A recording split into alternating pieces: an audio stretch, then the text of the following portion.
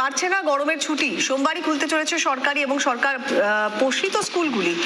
শিক্ষা দপ্তরের নির্দেশে সাফসুতরো করার কাজও শুরু হয়েছে স্কুলে স্কুলে। ভালো খবরের সন্ধানে TV9 বাংলা। প্রথমে দীর্ঘ গরমের ছুটি আর তারপর সেই ছুটির মেয়াদ বৃদ্ধি, কিন্তু অবশেষে খুলতে চলেছে স্কুল। স্কুলে কি ছুটি আরো বাড়ানো হতে পারে? গরমের ছুটি মামলা শুনানিতে ঠিক এই প্রশ্নটাই করেছিলেন কলকাতা হাইকোর্টের বিচারপতি। না, প্রস্তুতি দেখে মনে হচ্ছে গরমের ছুটি আর বাড়ার সম্ভাবনা নেই। সোমবারই খুলতে চলেছে রাজ্যের সরকারি ও সরকার পোষিত স্কুলগুলি। সূত্র মারফত জানা গিয়েছে যে প্রধান শিক্ষকদের কাছে নির্দেশ এসেছে যে 24 তারিখের মধ্যে স্কুলবাড়িকে স্কুলের পঠন পাঠনের জন্য তৈরি করে ক্লাসে ফিরছে ছাত্রছাত্রীরা, খুশি শিক্ষকরা। হ্যাঁ, আবার যে স্কুলটা চালু হচ্ছে অনেকদিন বাদে, খুব ভালো লাগছে। কারণ স্কুল বাচ্চা ছাড়া তো, ছেলে মেয়ে ছাড়া স্কুল ভালো লাগে না।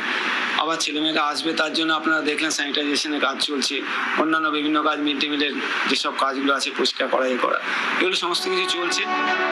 এপ্রিলের শেষ সপ্তাহে তাপপ্রবাহের জেরে গরমের ছুটি এগিয়ে আনে রাজ্য সরকার। যদিও ছুটি শুরুর আগেই তাপপ্রবাহের দাঁড়ি পড়ে যায়। আবার ছুটি শেষ হওয়ার মুখে গরমের দোহাই দিয়ে গরমের ছুটি বাড়িয়ে দেয় রাজ্য সরকার। বর্ষা চলে এলেও বিজ্ঞপ্তি বাতিল হয়নি।